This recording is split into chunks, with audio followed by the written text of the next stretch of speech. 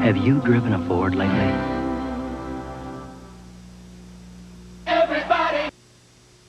If you're a woman or there's a woman in your life who has a drinking or other drug problem, Women's Recovery Center has developed 3 programs, one of which should meet the unique needs of any woman seeking recovery.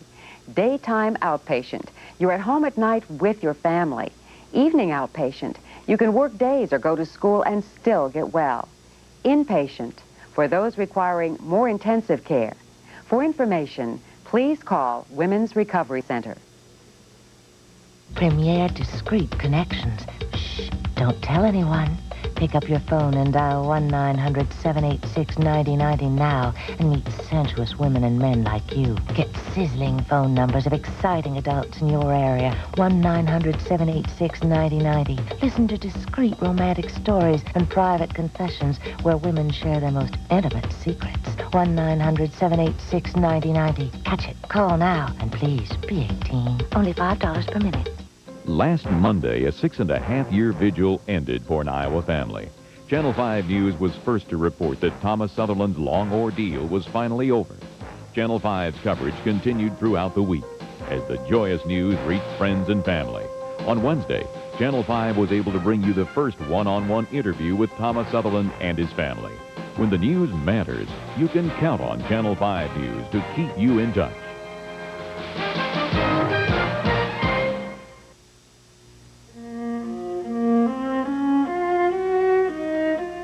Minsk was a city that made time for romance. A young Westerner with his own apartment and plenty of money could always find women who were interested in getting to know him. Lee Harvey Oswald knew a good thing when he saw it. He was very fond of attending parties, dancing parties. He was very fond of dating with girls. By the way, he liked blondes. What Oswald did not know was that some of his dates were there on business.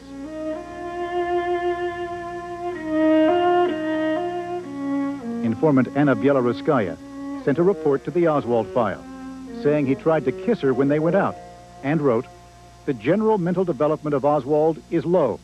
His views are limited, and he has a very poor appreciation of music, art, and literature." Counterintelligence decided Anna was the perfect trap for a spy. They had her tell Oswald she had a relative, a physicist at the Academy of Sciences, to see if he'd take the bait. Once again, he showed no interest. One KGB agent says Oswald was simply an empty person.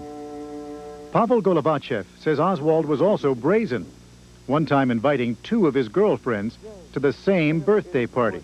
Both of these are his women.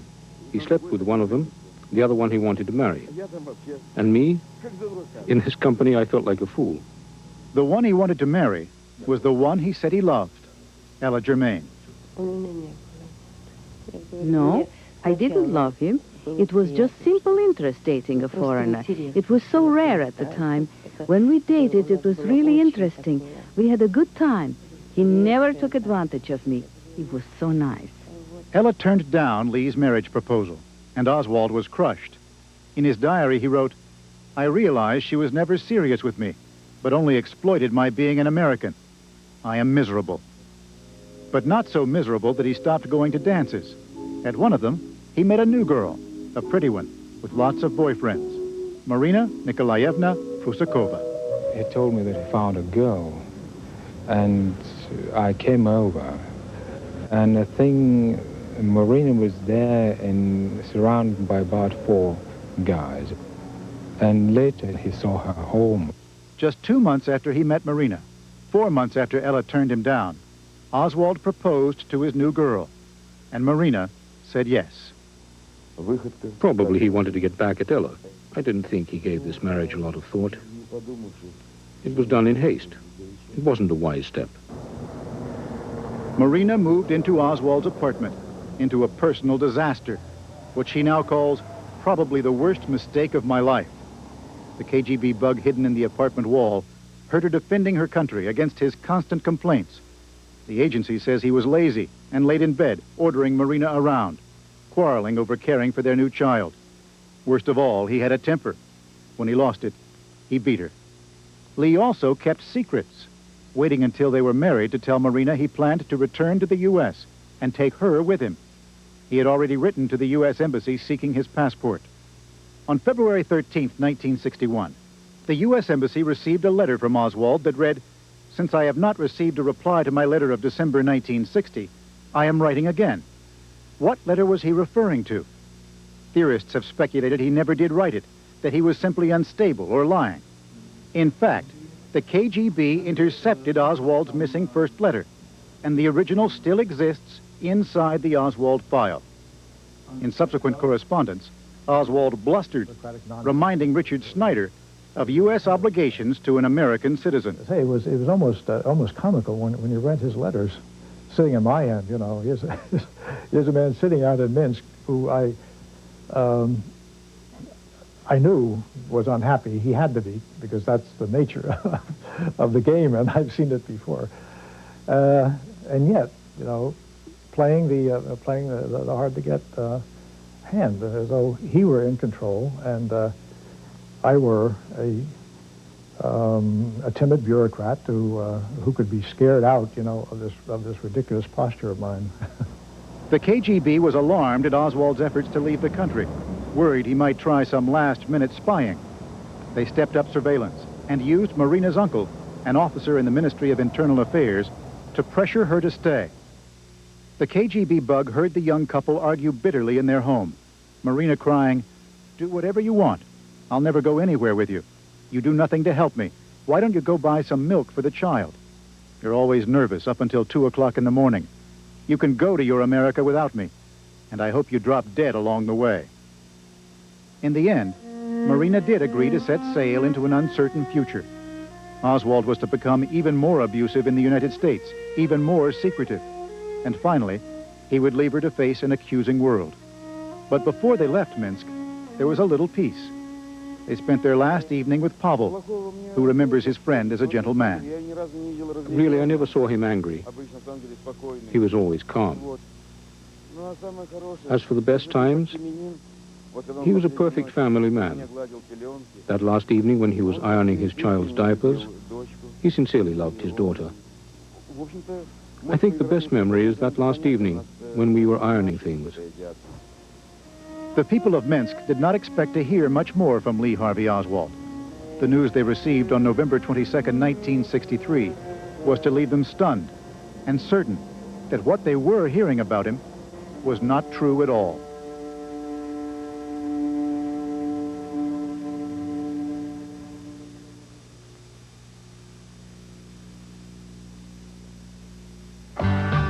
When the Mazda Miata first came along, it was like nobody else's baby. But then it was designed to be different. Now the Miata will be joined by 5 new Mazda cars, like the MX-3 Sports Coupe with the only V6 in its class, and the 929 luxury sedan with dual airbags standard. Cars as pure and personal as the Miata. Designed to be different? You bet. The Miata was just the beginning. Come on along, I'll take you to the lullaby of Broadway. The hickory and ballyhoo.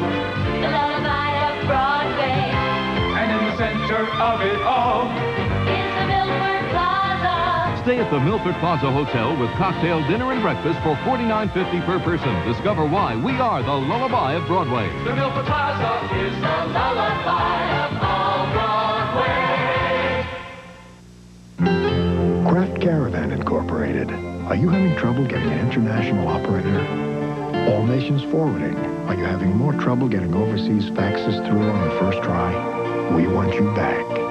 AT&T Pro Watts. Competitive prices on international calls. Plus our new Favorite Nation 10% discount. Switch now and get 1 month of long distance free. We want you back. Call 1-800-222-0900. Iowa's once vast wetland areas are disappearing. Across our state, there's a line being drawn between progress and preservation. When we lose this kind of resource, there is no replacement for it. Concerned with our primary objective, which is to provide transportation for the state of Iowa. This week, Channel 5's environmental reporter Steve Karsjan examines the controversy concerning our vanishing wetlands. Special reports only on Channel 5 News.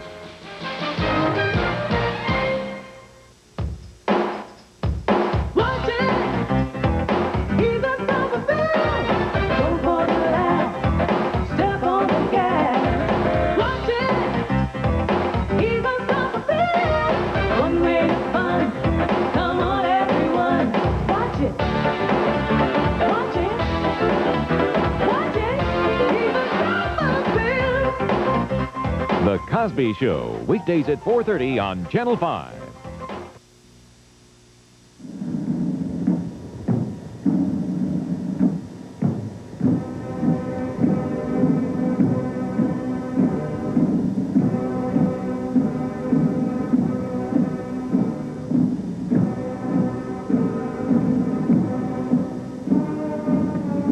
As America buried its president, the KGB watched the painful proceedings and worried. Would the Soviet Union be accused of involvement with the former defector? Agents compiled press reports, monitoring the Warren Commission's investigation. The people of Minsk worried, too, that somehow they would share the blame. Everybody started saying, it's not our Oswald. They told us, don't tell anyone. There was a sort of fear that everyone would know that a man who killed President Kennedy had worked at our factory. Pavel Gulavachev says KGB investigators stole his pictures of Oswald, made his own father think he was a spy, and threatened him because of his relationship with the accused assassin. They said I had become politically short-sighted, that I wasn't careful. If I wanted to be served food 3 times a day, if I didn't want to see the world through bars, if I didn't want the law on my back, I'd better stop doing stupid things. The facts you people have been given, but I emphatically deny these charges. Was this the man who killed the president? The Oswald file contains no official conclusion, but KGB officials familiar with the file say a man who for 2.5 years showed so little intelligence and so little initiative, who couldn't shoot straight and didn't try, that man, they say, was not capable of acting alone. I think that he does not look like a man who could commit such a crime, because we can find some passages in these documents testifying to the fact that people who knew him, who worked with him at the same factory, could have never imagined that such a person like Oswald could commit such a crime. Today, those same people are just as convinced. We spent a lot of time with the plant leaders discussing it, and we decided that some special gang used him, those in America who wanted to get rid of the president. We didn't believe it. He wasn't brave. We didn't think he could do such a thing. He couldn't be a murderer. He was too soft. That's my feeling. And what about Marina Oswald, who knew Lee Harvey Oswald best of all, who, together with her attorney, appeared before the Warren Commission? She's of the opinion that Lee Harvey Oswald was the assassin of President John F. Kennedy. Today, Marina declines to be interviewed, but says she has changed her mind. She says evidence that was not presented at the Warren Commission now convinces her Oswald was not guilty. The Oswald file is only one of hundreds of thousands in the KGB archives, waiting to be released as part of the new policy of reform. But will they ever emerge? It's certainly not happening at the moment. The old guard in the KGB is still, by and large, in place. And the old guard in the KGB has an awful lot to lose. They have already lost their ability to dominate Soviet society. The agency once controlled foreign intelligence, counterintelligence, military intelligence, the secret police, and border guards. And it ran a network of millions of informants. It was the old KGB chairman who engineered the attempted coup in August, the last desperate effort to hold on to the failing police state. Now, just as the statue of the KGB's founder has been torn down, the agency itself is being dismantled. its powers scattered among several new agencies. The man sent to accomplish that is the new KGB chairman, Vadim Bakatin. As one source put it, he arrived like a lone sheriff at high noon, facing a town full of very tough gunslingers. And there is no guarantee he'll win the shootout. And what about the Oswald file? Its release was originally promised to ABC News, but because of internal protests, that promise was withdrawn after we viewed the material for a single day. Whether the Oswald file or any part of it will eventually emerge is a very real question. The file is, in a sense, a symbol of the KGB's turmoil. Its revelations a kind of light shining into the dark caverns of power for just a moment before the door slammed shut again, leaving only the muffled sounds of struggle within. Now, what do you think is left in that file? Did you get any indicators at all, and why do you think, at the last minute, they pulled it back having offered it in the first place? I think if they do release it and they release everything, it's going to be what we actually saw. They were emphatic in declaring that this is the entire file, there is no more, you got it. I think it was pulled back because Bakatin, a reformer, a politician, when asked, said, sure, you can have the file. He simply declared it. He wasn't thinking like a KGB officer. He was an amateur. He was, as I was told by people in there, this man is an amateur and he's not thinking about it. This is top secret material, they said. You can't release it like this. It has to be done legally, but it had never been done before. So they set up a commission. And now that commission, with a lot of hardliners inside, a lot of the old guard inside, is going to, I think, start up a skirmishing action, and they will try, I believe, to prevent it from emerging. The reason, Forrest, being what? That they're concerned about what is in this file, or that they think that releasing this file sets a precedent? The reason being that, one, they're paranoid in any sense at all. They just are very, very worried about the West having a look at the way that they go about their business. They don't think that the West should see that. Second, it sets a terrible precedent in their mind. If you release a file like this, a top secret file, what else will you release? It should be stopped, and it should be stopped now. And now, of course, the $64,000 question. And I know you alluded to it in your piece. Did you get any sense from private conversations with them, something that they would not want to say officially, perhaps, as to their own feelings with regard to Lee Harvey Oswald and whether he acted alone? Well, the people that I talked to, as I say, who looked at the file, said that they didn't believe he could act alone because of the personality of the man, based upon what they saw. After that, if you talk to them, it's really like you or I or anybody else speculating about what happened. They have their own ideas, but it's not based on any informed opinion. All right, Forrest, we have to take a break, and we'll be back in a moment.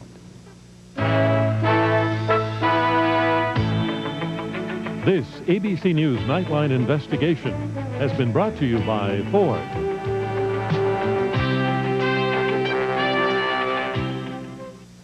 Do comfort and adventure go together?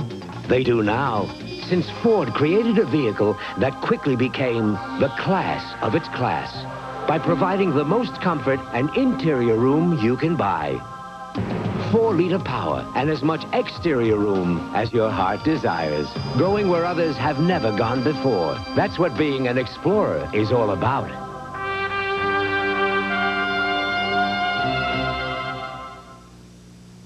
From Peter Greenaway, the acclaimed director of The Cook, The Thief, His Wife and Her Lover, comes a magical tale where the innocence of love and dreams of revenge collide to create a tempest. The critics say it's magnificent, stunning, an extravaganza. Peter Greenaway is some kind of genius, so John Gielgud gives a magisterial performance. Prospero's Books, rated R, starts Friday at a theater near you. Sears announces our biggest pre-Thanksgiving sale ever. Save 25 to 30% on all women's classic collection separates, all kids' outerwear, fleece sets, and sweaters, and save 10 to 50% on every item in the men's store. Thursday through Saturday at Sears. Nighttime, one of the worst times for pain. That's why you need new Ultra Strength Bengay with more pain relievers than we've ever had. Fast relief for muscle aches and minor arthritis pain. With new Ultra Strength Bengay, you can say goodnight to your pain. The educational project is Channel 5's Weather School. The participants, over 800 area classrooms. The materials include classroom activities, and even a computer program, and at no cost to the schools. Channel 5 is committed to encouraging science education. That's why Weather School is a daily feature on the Channel 5 News 5 o'clock report. Join us each day at 5 for Channel 5's Weather School, in session only on Channel 5's 5 o'clock report. The coldest months of winter are just ahead, so the time to get to Burlington Coat Factory is now, where you'll find the largest selection of winter coats and jackets in the country. What every member of your family needs to keep warm no matter how cold it gets. And because Burlington is famous for low prices, you can get your new winter coat at the lowest price imaginable. That should make you feel warm all over. In fact, you can save on everything your family needs at Burlington Coat Factory. Now, at the beginning of this broadcast, you, Forrest Sawyer, spoke about a Soviet defector, a man by the name of Nosenko, who came to this country in 1964, who was actually a KGB officer handling the Oswald case.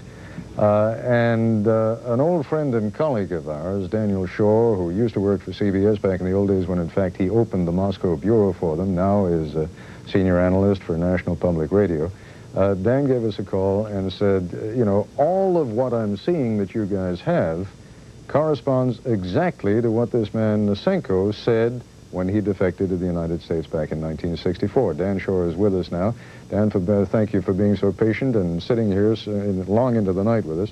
Tell us a little bit more about Nosenko and what it was he said when he came over and why he was disbelieved. Well, I've been sitting with utter fascination watching Forrest's report because Yuri Nosenko, Lieutenant Colonel KGB, defected 10 weeks after the Kennedy assassination in Geneva, and of course the fact that there was a proximity of time made him seem instantly suspect because he said he had been handling the Oswald file.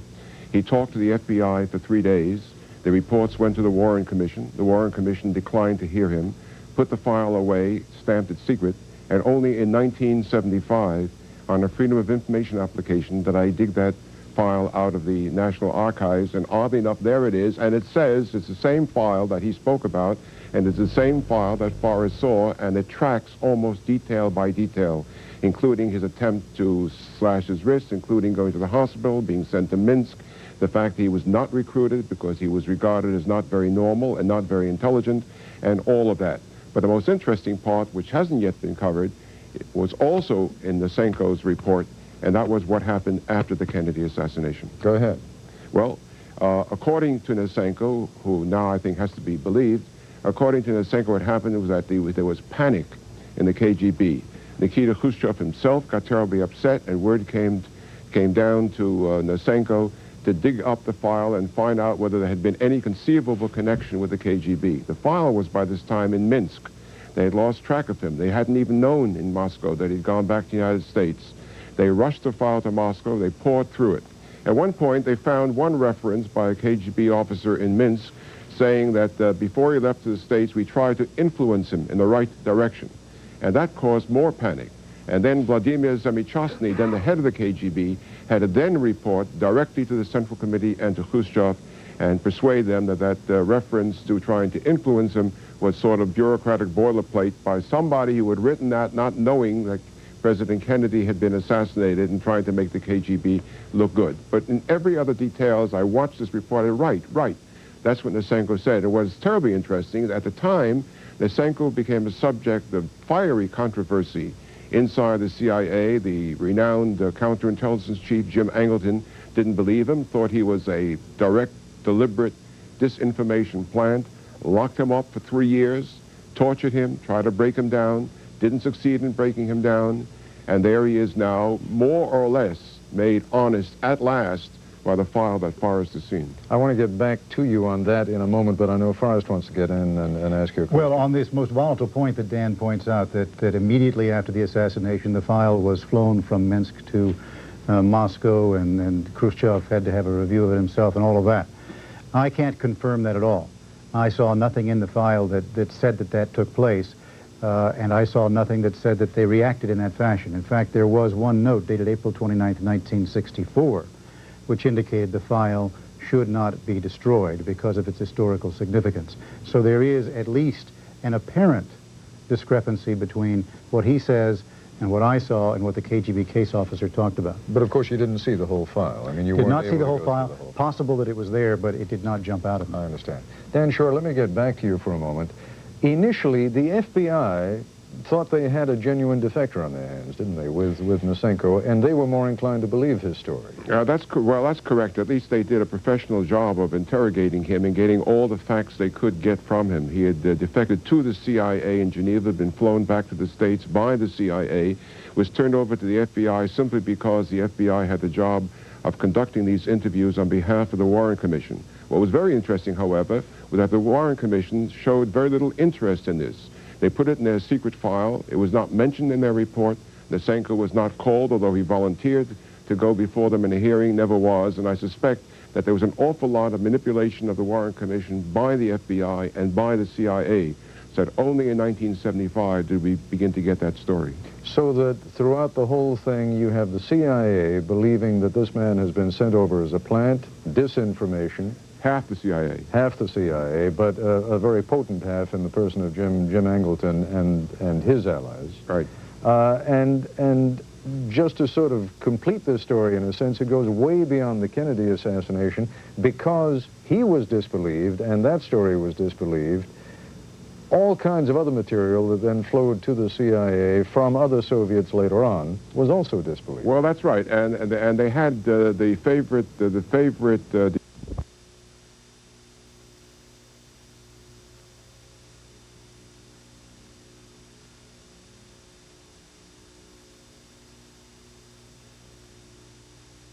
capacity. It is, as I noted at the beginning of this broadcast, the 28th anniversary of the Kennedy assassination. So let's conclude with a question to both of you, and Forrest, let me begin. Based now on the research that you did during the many weeks that you were in the Soviet Union and having come out now, there's always this great danger that when you reveal a portion of the story relating, in this case, and I want to make that point very clear again, discreetly to Lee Harvey Oswald and what kind of a man he was, you run the risk, of course, of fueling all the old conspiracy theories again. What feelings do you have yourself now about Lee Harvey Oswald, based on what you've read? A man capable of acting alone? I mean, certainly a man capable of violent action, tried to kill himself, impulsive action, defected to the Soviet Union, then wanted to go back home again. Ultimately, where do you come down? You ask me now my personal opinion, and I'll say this. Emotionally, I think he was certainly capable of doing it. He seemed very clearly able to move in that direction. And I don't think he was terribly unintelligent. I mean, he was a man who read and who talked, so there is a possibility that he could do it, I think. I think if you're to judge whether he did it or not, you're going to have to, in a sense, look at the forensic evidence, because if you look at what I saw back there, although those people reached those conclusions, that's not one that I would necessarily draw. I would still throw my hands up. Dan, in the few seconds we've got left, your thoughts? In a few seconds, I would say that I am where Forrest is on this thing. The fact that people back in Minsk don't believe he was capable of it. How many times have we seen serial murders and other murders and say, gee, he was the nicest guy in the world. I didn't think he was capable of it. I think that he did it as a self-motivated person, trying himself to avenge CIA plots to kill Castro, and appointed himself the Avenger, and there's very little doubt in my mind that it was done only by Oswald. I will get a lot of mail on this, only by Oswald, and not as part of any conspiracy, except the conspiracy of a disordered mind.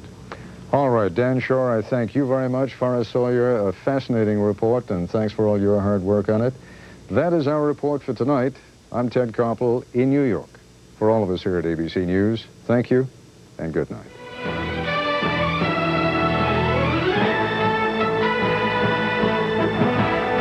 This has been an ABC News Nightline investigation. If you wish a videocassette version of Nightline, the cost is $14.98, plus $3.95 shipping and handling.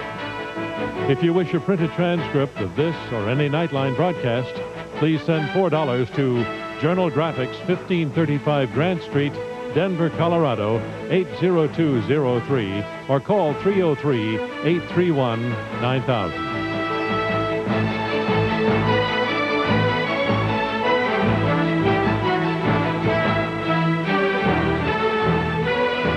Nightline is a presentation of ABC News. More Americans get their news from ABC News than from any other source. Sunday. You put out the contract. Lover. Gangster, fugitive from justice. The mob wants him dead. I don't trust you. The feds want him alive, and there's nowhere to hide. I got no place to go. He's run out of friends. That's the gun. No, he's run out of time. What are you trying to pull? Tony Danza, dead and alive, Sunday.